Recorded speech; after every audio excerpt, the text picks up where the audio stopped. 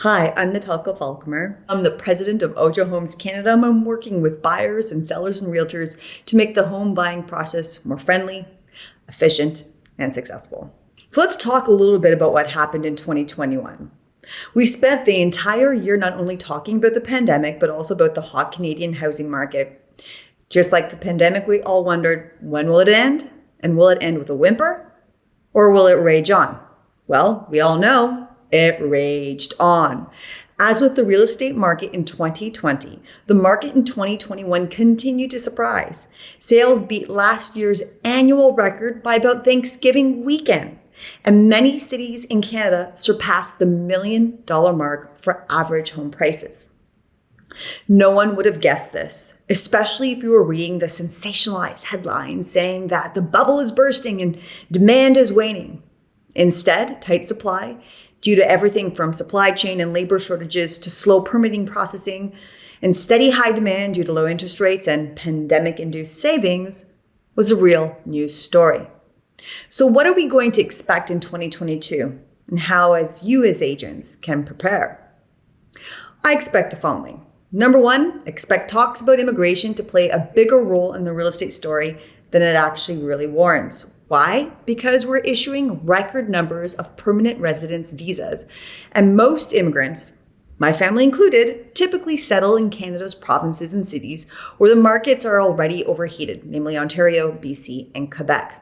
However, in 2022, do not be misled by the immigration headline, as I believe that for the first 2 quarters of 2021, immigration won't have a meaningful impact on housing prices. This is because permanent resident visas are typically given to people who are already in the country. As such, the issuing of permanent resident visas doesn't necessarily create additional demand for housing. Okay, but we can't ignore the fact that the current immigration target proposed by the government will eventually attract net new residents into Canada's hot real estate market, thereby pushing prices up again. Now, a couple of things to really think about, however, in the immigration story that we'll be hearing about. First, ask yourself these few questions. First question is, when will immigration actually happen, given the various variants that we're hearing about? Next question is, how many net new immigrants who can actually afford to buy a home will actually come? And finally, the question that I'm focusing on is, will they actually buck the centuries-old trend of settling in large cities such as Toronto, Vancouver, and Ottawa, and Montreal, instead go to those secondary markets, thereby alleviating some pressure in our big, sort of heavier, larger cities? That's a big question to ask yourself as the doors open. The next question that everyone's talking about for 2022 is, will the bubble burst? While there's no apparent imminent threat of a sudden and massive downturn, hot price increases may start to chill out in 2022 as a result of interest rates. So given that interest rates strongly correlate with demand, I predict that we'll be talking a lot about interest rates in 2022, and that news outlets will be pumping out very sensational headlines pointing out the cracks in the foundation of the Canadian housing boom as evidence that the bubble is bursting.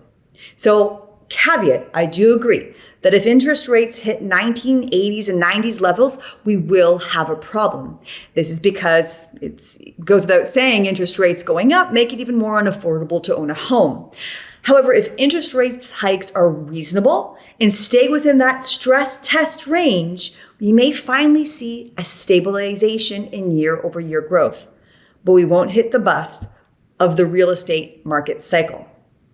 Of course, there's also the possibility for the stagnation of prices or a small price correction in certain cities that lack the fundamentals behind them, such as a strong employer base and infrastructure. But even then, and barring any more COVID variants or black swan events that decimate our economy, it won't be akin to a bubble bursting. So what are the best practices for our post-holiday market? Well, make sure you rest and celebrate the incredible market we had in 2021. However, don't rest for too long, because you better be ready to hit the market running earlier rather than later in 2022.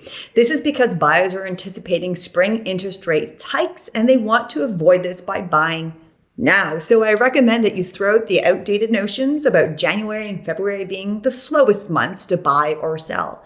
Instead, reach out in the very early new year to your buyers and sellers and provide them with accurate, insightful, real-time data about what's happening in the market, and use sites like ours to do so, ojo.ca. Such information will be critical for you and your clients because 2022 will require you to make fast and informed decisions.